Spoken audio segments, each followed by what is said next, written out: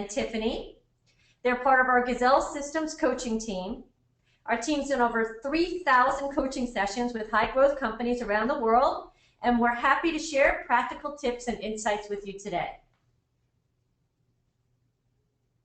So last year, we did quarterly webcasts where we focused on teaching on a specific topic.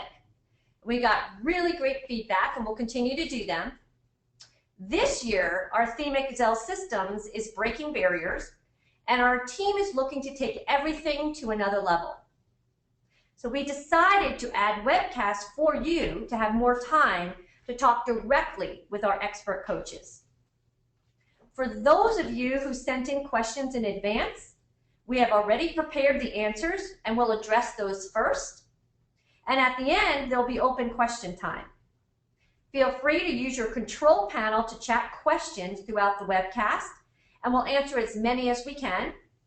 And if we're not able to answer your question today, we will post answers to your questions on our blog. To access our blog, just go to www.gazellesystems.com and click on the blog link. Or you can let us know that you would like to sign up to the blog, and in the survey at the end of the webcast, just check that, and Deb Colson will make sure to sign you up. So let's get started. We've put the questions that we received beforehand organized by habits. So for those of you who have taken down or have the Rockefeller Habits checklist in front of you, this is a question that was about habit number 1. Everyone aligned with the number 1 thing that needs to be accomplished this quarter to move the company forward. The first question we received that we'd like to talk about is a question from Bill in Arizona. And he asked us this question. We generate $25 million in revenue and are finding it hard to get our sales and delivery aligned. What advice might you have for me? Tiffany, would you like to take that question? Sure. The first thing I would say is to really connect with your brand promise. And your brand promise is essentially how you sell your what to your who. A good brand promise will not only drive sales, but it will align the delivery team to what the salespeople are communicating during the sales process. So make sure both teams have input when you guys are developing your brand promise and that it really resonates with everyone. Secondly, use a brand promise guarantee that you communicate outward that really sets a clear expectation for your customer, and it also sends a clear message to internal teams on what they need to deliver on. And the last step is to really set clear KPIs that internally, you have some metrics that measure how everyone is doing throughout the process. So for example, if your brand promise is around fanatical customer support, the sales team should be using that message to help close deals in the sales process. And the delivery team should understand what activities they need to do that qualify as providing, quote, fanatical customer service. So the brand promise guarantee in that scenario would tell the clients what they get when they don't get fanatical customer support. And internally, both teams should really be tracking KPIs along the way to monitor how they're doing. So examples there might be, how many deals did we close? How many customer issues came in, how long did it take to resolve those, and how many times did a client have to evoke that guarantee. Thank you, Tiffany. Our next question about alignment came from Jorge in Atlanta, and he asked us, my company has 350 employees throughout the U.S. How do companies like this make sure strategy goes beyond the executive team and we get everyone in the firm on the same page? So Barry, would you like to take that? I would. In fact, the screen shows 3 bullets. I would say first, everything that Tiffany just said is part of that. So cascade best practices, your planning rhythms, your one-page strategic plan, you connect everything there. I'd also say watch your language. What I mean by that is you need a common language from the executive team down. Sort of an example would be a call center that I worked at years ago. Went in and they told everyone that they were going to expect certain behaviors. But when they measured them at the end of the week, they were not those behaviors. And so over time, everyone learned that they did not need to do what was said, they needed to do what was measured. So we want to use language that's consistent throughout our company from the top down. That would include, for example, strong KPIs that can be clearly communicated and then anchored to your daily and weekly activities, which might then be tied, or should be then tied strongly to your strategy. If we call this session today a webinar, a webcast, and an online learning session, those three different titles would confuse people. We call it a webcast, and that's the consistency we're looking for within our companies. The bottom line is keep score for everyone.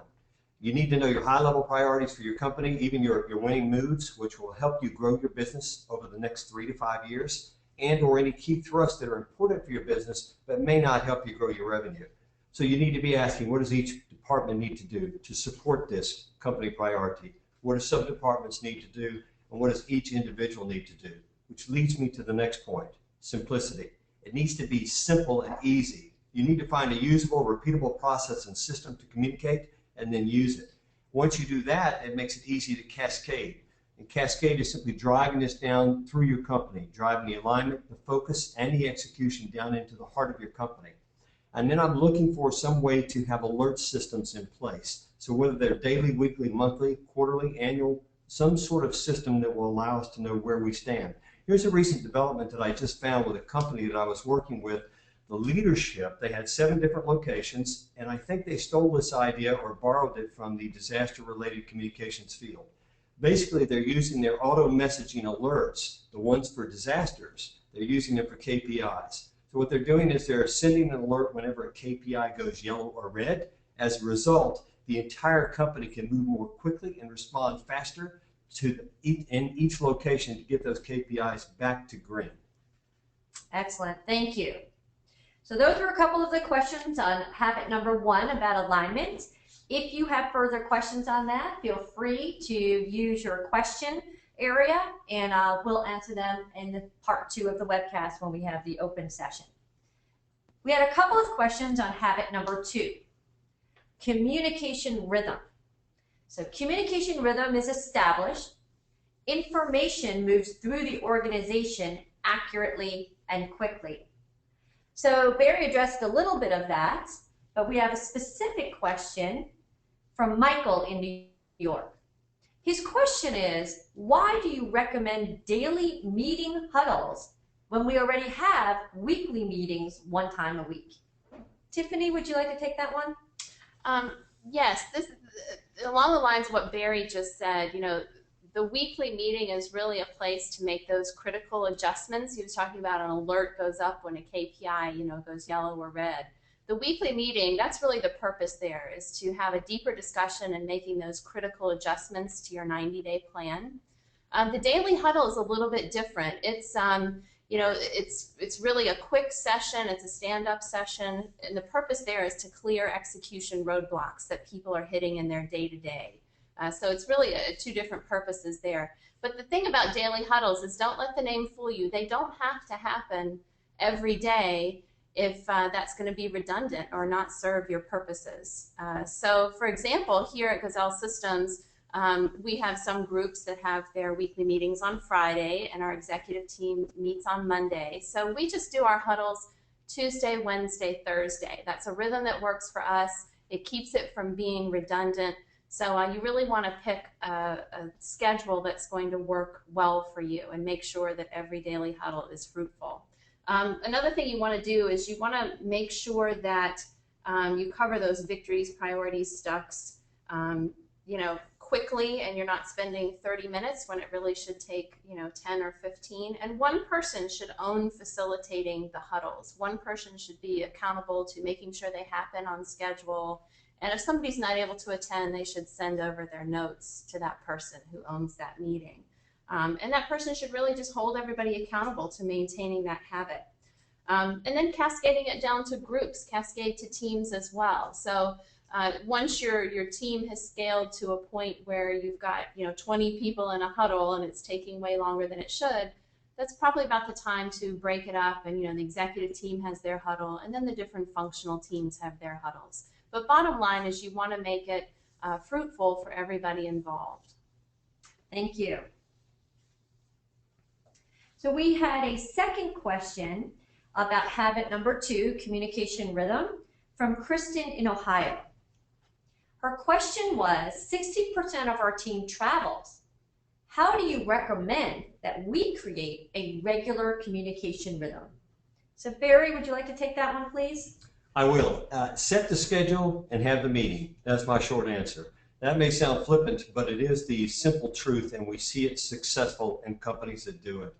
Don't wait for the right time or the right date when everyone can attend your meetings, but instead set the date and develop a discipline of consistently having structured meetings.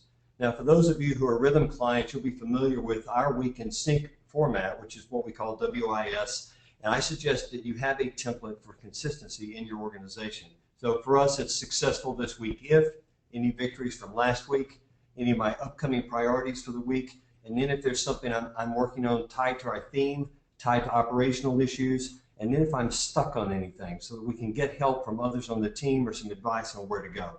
Now, many of our clients have specific needs that they build into their meeting rhythm. That would be things like acquisition updates, legal changes, etc. And that's okay. In fact, it's actually fun to change it up a little bit and have different people lead your meetings. And that allows your leader to fully participate without having to wear 2 hats. That would be facilitator and also the leader of your company. And it allows you, if you like, I would suggest changing your agenda around a little bit on occasion, or maybe covering a specific topic that might be something important for your company, so you can build it into that meeting. We also hear from international teams that sometimes this is hard. We have different time zones. It's really tough. And I would say you still need to have the meetings. So set the most convenient time for all. Realize that some people may be inconvenienced, and I would do that for the whole quarter. And then you could change through some sort of time rotation or readjustment if you feel that's appropriate. Maybe someone else should become inconvenienced for the next quarter. And I know that Tiffany and I both recommend odd times for these meetings. So if you think of an 8:07 meeting as opposed to an 8 o'clock or 8:15, it's easier for people to remember. And if something tends to stick out, maybe 3:41 p.m. in the afternoon, etc. And as a final note, even when you're traveling, and Tiffany mentioned this a moment ago, team members can submit their status to another teammate in advance. So whoever's leading or responsible for the meeting could receive that. And that way everyone is still in the communication loop. And when it happens that way, without your asking for it as a leader, you'll now know that your team is developing the rhythm and the discipline of a championship team. Thank you. So those were a couple of questions on habit number 2 about communication rhythm. And once again, if you have some additional questions, feel free to put them in the questions, and we'll make sure to try to address them at the end of the part 2 of the webcast. We had a few questions on habit number 3. Every facet of the organization has a person assigned with accountability for ensuring goals are met. This is a big topic we hear from a lot of our clients, focusing on accountability. So we have a question from Nancy in California. Her question was, our sales team is focused on making their revenue goals, but they are missing the mark. How do I help them when they are unable to hit their numbers? So Tiffany has prepared an answer for us. Yes, this is a really common challenge that I hear from sales teams when we are helping them take their planning and execution rhythms from the executive team down into the sales group. And salespeople are really, really focused and dialed in on what their KPIs are. Those are their revenue goals, the number of calls they need to make a week, the number of face-to-face meetings they may need to make a week. They're really, really focused on those KPIs. Those are things you measure. But what's a challenge for a lot of salespeople is to think about the priority aspect of it. So the differentiation there is KPIs are what you measure, and priorities are what you do. There's a verb there. It's what are you doing to make those numbers? How are you going to get there? I'm going to call all of my prospects I talked to last quarter. I'm going to circle back with everybody that told me no last year. What are those things that you're going to do as a salesperson to meet your KPIs? So I would recommend that all the sales directors out there really challenge their teams to set. Each person on the sales team should set 3 to 5 personal priorities for the quarter. What are they going to do? And each one of those should include a verb. Thank you very much. Okay, we have one other question, and this was regarding habit number 6 about core ideologies being alive in the organization. Our question is, we've listed 10 core values that were combined from companies we researched. Is this an okay approach for us to develop our core values? Barry, can you take that one, please? Sure, I'd love to. I'd like to focus on the word, the key word, core. You own your core values, and they have personal meaning. And so they cannot be copied, they cannot be created. They've got to be observed and basically discovered within your organization. So what we found is that they're actually intrinsic. That is, they're a part of what you do and how you operate your company. It's just that you want to be able to consciously identify what they are and be able to communicate them to your team. So too many would be when you have more than 5 or 6, so less is more, and you want to make those memorable. And then I would also say that these can be used in your decision-making process because they are core to what you do. So here's an example. Let me give you a client example, a Gazelle Systems example, and I'll talk about the steps that you should take to do that and give you a final comment on it. First is Nurse Next Door is a company in Canada, and the founders, Ken and John, realized that they hated their organization and what it had grown to, and that they actually just didn't want to work there anymore. So as they sat down and thought about core values, even before they had identified them, they realized that they needed to fire 10 of 26 managers. They just knew that these managers were wrong for their company. So they set a goal of becoming a top 10 place to work in Canada within 3 years. So you see, they've already used core value without having identified them in their decision process. What they did to solve this was they developed 4 core values that they could live and die by as a company. They could hire people by these core values, and they could measure you in terms of your effort and your outcomes in the workplace. At Gazelle Systems, when companies don't have clear core values, we ask them to basically discuss what are their core values. Does everyone in their team, do they know what they are? We ask them to rate them on a scale, normally 0 to 5 or something like that. We want to know if they're using those in their daily language, and are they using them to hire and fire people? Does it cause them to say yes or to say no to something from a financial perspective? So that's general. Let me be specific and guide you through the steps that we would take. There's 4 basic steps with a 5th kind of a final piece to it to discover core values. Number 1, list 2 or 3 team members that aren't in your executive team meeting that you admire, so that have characteristics that you admire, and then list what those characteristics are. Then make a list of what characteristics you despise in your workplace. But specifically, have you fired someone for some type of behavior? And if so, that certainly should go on the list. Then we ask you to change, this is point 3, change the negative characteristics that you despise into positives. For example, at Gazelle Systems, we despise politics, rumors, and gossip. We turned that into more positive by saying no thinly disguised contempt is one of our core values. And as a team, we live by that. And when we have a problem with someone, we work it out face to face. Number 4 on the list is to group similar answers. So you can begin to combine all of them into a single statement. The goal here is still to reduce it to 5 or 6. And then the last step, this last one that wraps it up, is to ask the executive team to live with these defined core values for 1 quarter. 13-week investment on the core values that you first defined, and to find out if they're right. So you tweak them, revise them, confirm them, and then roll them out into your company in the next quarter. My final answer here is that 10 combined core values are not your core values. You want to make the effort to determine the 5 to 6 that are right for you. Thank you.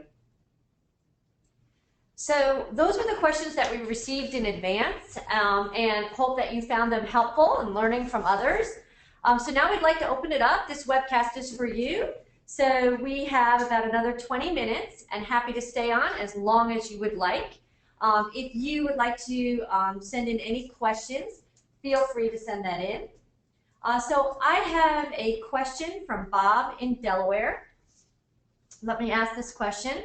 Their question is, how can we best leverage customer feedback information to justify using that and spending the time doing that in weekly meetings? I think that's one of the habits is employee feedback, is customer feedback. Tiffany or Barry, would you like to take that question? It's from Mark in Philadelphia. Well, one of the ways is you have to actually capture it. I'm looking for a way to do that quickly. and make it easy on our team. So we often have our team members enter that in rhythm software in advance. So if you're using a spreadsheet or something internally, that makes it fast and easy. So that then when we get together, we can begin to look for trends, and we can spot, for example, things that we might need to take action or make movement on. Yeah, another benefit of that as well is it's not something that you only really need to think about that one time during the week when you're having your weekly meeting. As you move through your week and you get feedback from customers in email, or an employee comes to you with feedback, start putting those things, like Barry said, into rhythm if you're using that, or into a spreadsheet, or something that you guys use to review at your weekly meetings.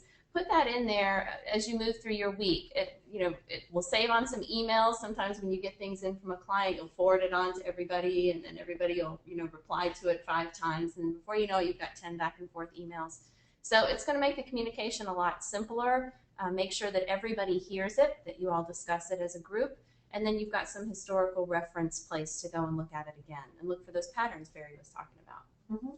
Tiffany, I remember one time you shared with me, you called it the 3 C's, which is to capture it, categorize it, and then choose what you need to do with it. So I really liked that because it made it easy for me to remember. Mm-hmm.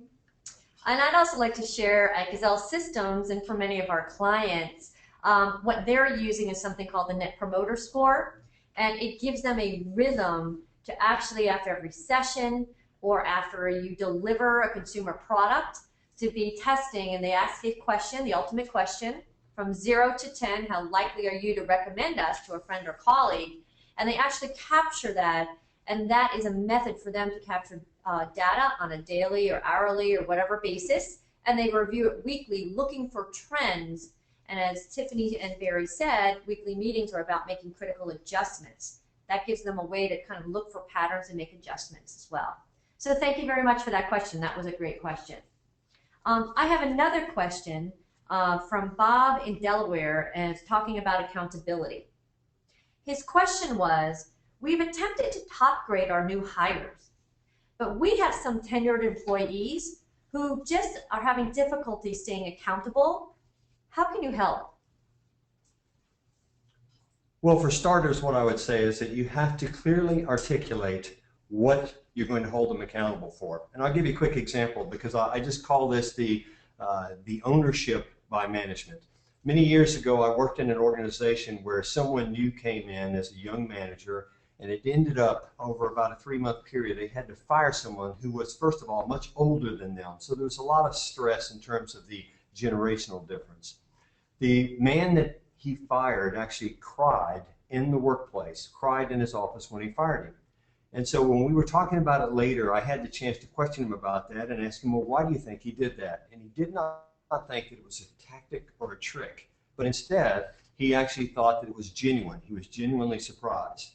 And so as we talked about this, what we determined was that the young manager never told him the possible consequences or outcome of not doing what he wanted him to do. And as a result, being fired surprised him. So number one, if you're going to hold people accountable, especially when you're already in the process of top grading new hires, is that you want to make sure that everyone on your team is clear on what you expect, and if necessary, what the outcome will be if they do not perform to that level. Thank you. Thank you.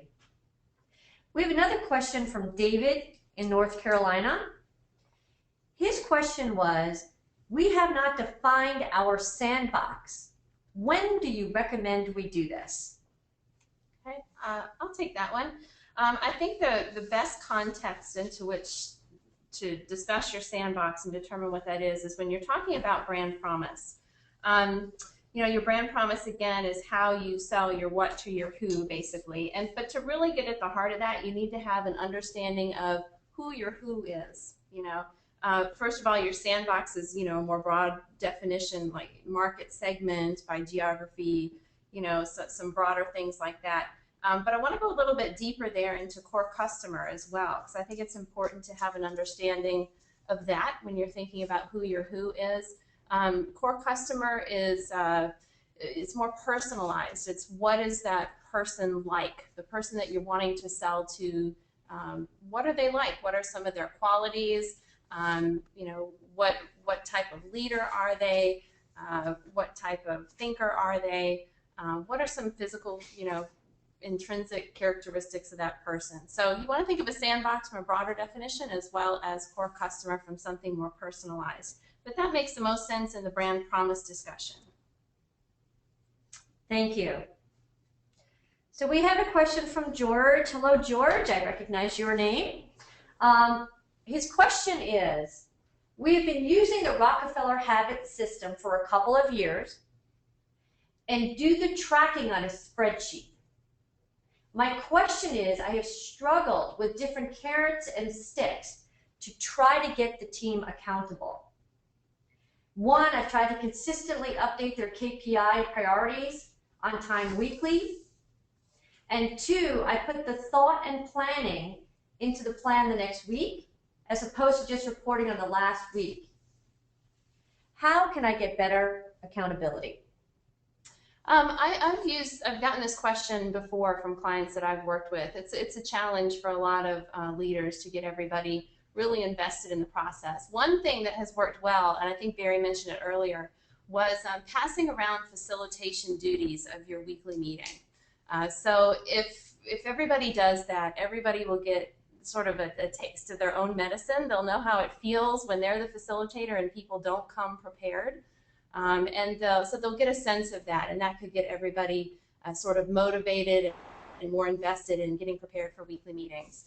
And the idea of, Barry mentioned earlier too, using a template when having your weekly meetings, and the template he used, I think, was what are your priorities for the week ahead? What were your victories from the week that just ended?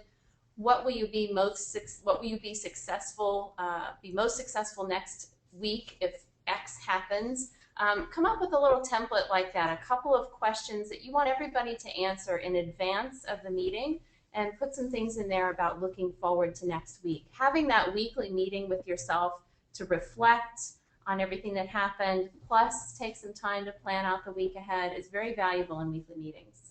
You know, one of the things that we've talked about, Tiffany, in our weekly meetings, we get together as coaches to look at how we can leverage our experience and backgrounds to help our clients. And one of the things that we found is that we need to take the leader of a company or the leader of a meeting and make sure that they get the language built into their DNA, where they're always asking, what do you intend to do about it? What's your plan to bring it to green? How will you improve on that? And what it does is it forces people to focus on what they're going to do, the planning part of that question. How will they plan future? And you do that by asking them the right questions, not by doing it for them. Mm-hmm. And I have something to share too. We're very fortunate to see a gentleman, the Heath brothers, speak at a conference, and they wrote a book called Switch. And they were talking about how do you make change? And one of the things they were talked about to make change is that, first of all, you have to get into people's hearts and their mind. So analytically, while accountability sounds very important and people do understand that it's important, they also need to be dedicated with their heart to do that. So one of the things that I would have you really think hard about is to think about helping people to get on a common vision of why it's important to be accountable. What is it that the journey that we want to take together, that being accountable is going to help us achieve so that they can affect their heart? The second thing that the Heath brothers talked about is that when you are making change, after you've got people bought in on not just the mind part and the metrics part, but the heart part, is to figure out if you can create one small change, one bright spot that you feel very confident people will be able to achieve, so that they have a path of progress and they say, wow, we had a bright spot and a reward. So I think that's something that you may want to consider as well, is to think hard about a common story or a common journey that you're taking together, for which being accountable and making those adjustments are being helpful. I was looking through some of the questions while you were talking, Cindy, and one of the, or a couple that have come in, I'd like to combine, because the questions around what are KPIs and how do we measure them. And one of the things that I found is that you need to ask yourself, how do our employees learn and grow? So we're looking for key performance indicators. How do they learn and grow? And we want to pick things that will help them do that. How do you improve your internal business processes, what we call make, buy, deliver? and how do you improve your financials or your record keeping for your company. First, a short history of KPIs. I would tell you the Rockefeller Habits KPIs are just a version of Kaplan's Balanced Scorecard. A well-built scorecard, as I found over the years, is one that gives senior managers the ability to know at any point in time if they're in implementation, whether the strategy that they put together is in fact actually working, and if it's not, why. So a balanced scorecard is based on making improvement in all areas simultaneously, and we think that's a good system, yet our focus on KPIs is more tuned to what small and medium-sized companies need, and that's why we keep our eyes on this idea of KPIs. There's not enough resource or energy in the small companies that we work with to expand on every rock every quarter like you would be recommended to do if you were using a balanced scorecard. So we focus on key performance indicators and we adjust those by quarter as necessary so that we can get our company right on a fast, gazelle-like basis. Excellent. So we have one more question. We do have a couple of more minutes, so if anybody has any additional questions, feel free to just send them in via your question box. But the last question we have for right now is from Patrick, and his question is, should I be looking at changing my brand promise after a few years? How long does a typical brand promise last? That's a great question, and you know, there's no magic number there. As long as your brand promise is doing a couple things, and I'll give you a list, it's still valid and it's still good. You know, a brand promise can last 3 years depending on the competitive landscape, or it can last 25 years depending on the competitive landscape. So here are a couple things to know if your brand promise is working and is still your brand promise. So number one, is it helping you close deals? Is your sales team using it, and is it helping them close deals? Number two, is it still differentiating you in the marketplace? It's really key to stay in tune with what competitors are doing, and if all of a sudden everybody else is doing your brand promise, it's time to rethink it.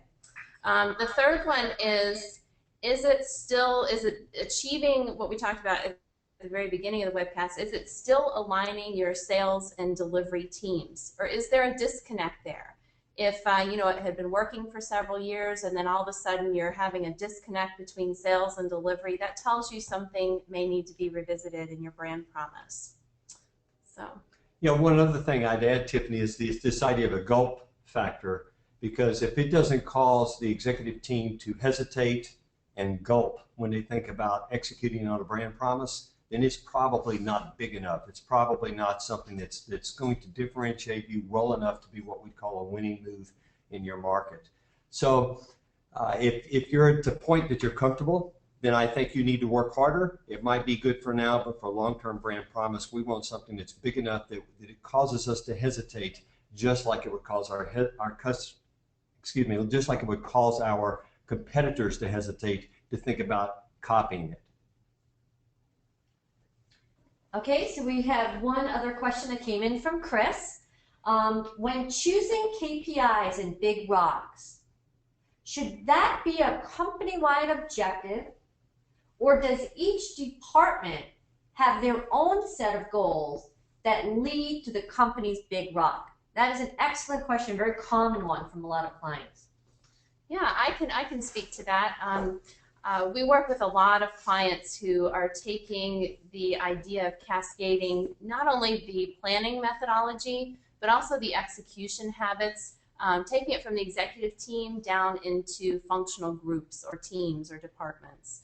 So the way it should really flow is the executive team should get together and have their planning session, be it an annual planning session or a quarterly planning session, and they should set the tone. They should set those big company priorities, those big company KPIs, you know, revenue, you know, all of those big numbers from a company perspective. And then each group leader should come out of that executive planning session and do the same thing with their functional teams. They should first educate their team on what the company plan is and what came out of that executive session. And then they should do the same process with their team. You know, what are the team's top priorities? How does the team support the company plan? What are some other things that the team just has to get done from an operational perspective that quarter or that year? So the goals should cascade down in that way through planning and through execution as well. You know, the executive team should have their weekly meetings. The different functional teams should have their weekly meetings. So it should flow in that way from the top down. Tiffany, you may remember years ago when the 7 Habits first came out. The book, I remember going to one of their seminars, and they used the example, the visual of a large pitcher, a clear pitcher. And with one, they put the water in first, and then they added the sand and started dropping the rocks in, and the water ran out all over the place. With the second one, they actually put the big rocks in first, which ties directly to what you're talking about. Big at the company level, put those in first, then adding the smaller rocks, which is more at the departmental level, then adding the sand, which is more in the, maybe down in the sort of boots on the ground, and then pouring the water in it. And then if all the water doesn't go in, you've still driven the bigger items first. So it was a good visual for me in terms of what you're talking about. Yeah, that's great. Okay, so we want to thank everybody. We're running out of time at this point. But if you have submitted a question, please know that we thank you for that, and we'll make sure to respond personally. And they will be posted, answers to those questions will be posted on the blog. As I mentioned, this Ask the Expert webcast is new for us. We do have content webcasts that we'll continue to have every quarter. And in our Breaking Barriers thing for our company, we're looking to add this and need to know feedback from you. If you've enjoyed it, if you could let us know, if you have suggestions for making them better, please let us know, because this is really for you. So we're going to close out the webcast in one moment, and a survey will pop up. Please give us feedback. If you have any questions, feel free to contact Deb at deb@gazellesystems.com. And everybody, thanks, and have a wonderful day. We appreciate you. Bye-bye.